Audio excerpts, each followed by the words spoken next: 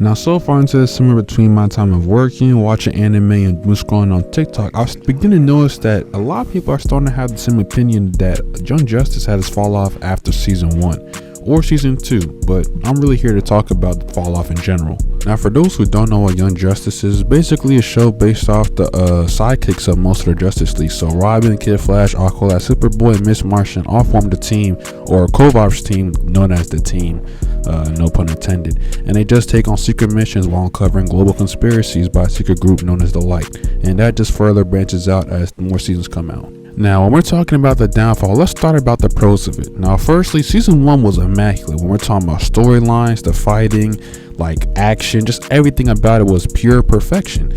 But then season 2 came along and a lot of things started getting a bit confusing for most watchers. During season 2, it started off with a huge 3 to 5 year time skip, which was a bit unnecessary. Yeah, season 1 they only went through a couple of missions and they were just now starting out, so we kind of want to see more of that original cast, which already knocked off a lot of viewers. Now, with this 3 to 5 year time skip, I'll admit it did introduce some cool new characters that we're familiar with, such as Beast Boy and Tim Drake as a new Robin, but overall there are a lot of characters that we just don't give a fuck about. Like, who really cares about Lagoon Boy?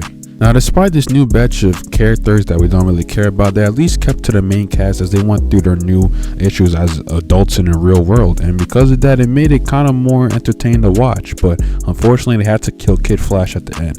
And yes, I know this may be a spoiler for those who might watch it afterwards, but hey, bro, I just gotta admit it was probably one of the saddest deaths I ever watched on TV ever. After season 2, the show got cancelled off its original network it was airing on, Cartoon Network, due to the fact there wasn't selling enough toys, which was its main source of revenue. Now, fast forward to 2019, they ended up bringing back the show and calling it season 3, The Outsiders. Now, I'm not gonna lie, this season is really where the downfall started in my opinion. Firstly, they had the same issue as season 2, in which they brought in way too many new characters way too quickly, and a lot of them are characters we just don't care about.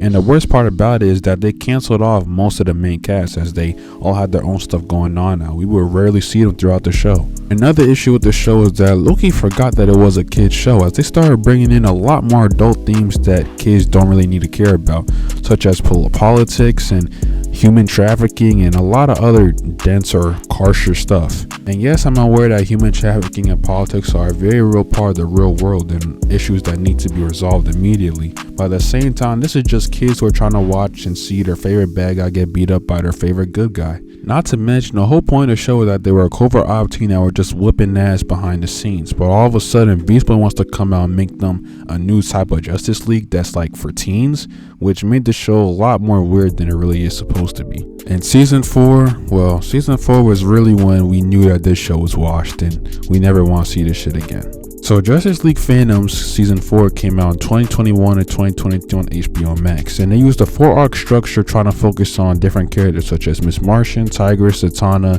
and I think Aqualad as well. But I think the problem with the show is that they were trying to reconnect the original fan base to it at a point that's way too late, as they're trying to do this 10 years later, trying to bring back the main cast, them trying to save Superboy, and do all this heroic stuff they should have been doing way back in season 2 and 3, but I don't know, man, it's just sad. Plus, most of the episodes are literally just a history lesson on how metahumans came to be and how their big bad villain is actually the progenitor of all metahumans, as if that's supposed to make us feel somehow towards him. But anyways, y'all, this show will still go down as one of the biggest what ifs ever, as this show had the potential to be, I don't know, even bigger than Justice League Unlimited or any of the other animated superhero shows you can think of that's your favorites.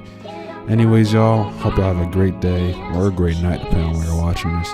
And hope that God's blessing you as He's been blessing me, y'all. Touching my mic, she don't know what to do. She keep asking questions like Family Feud. I can't take it. Shorty bad, I can't have no one basic. Treat the stress like a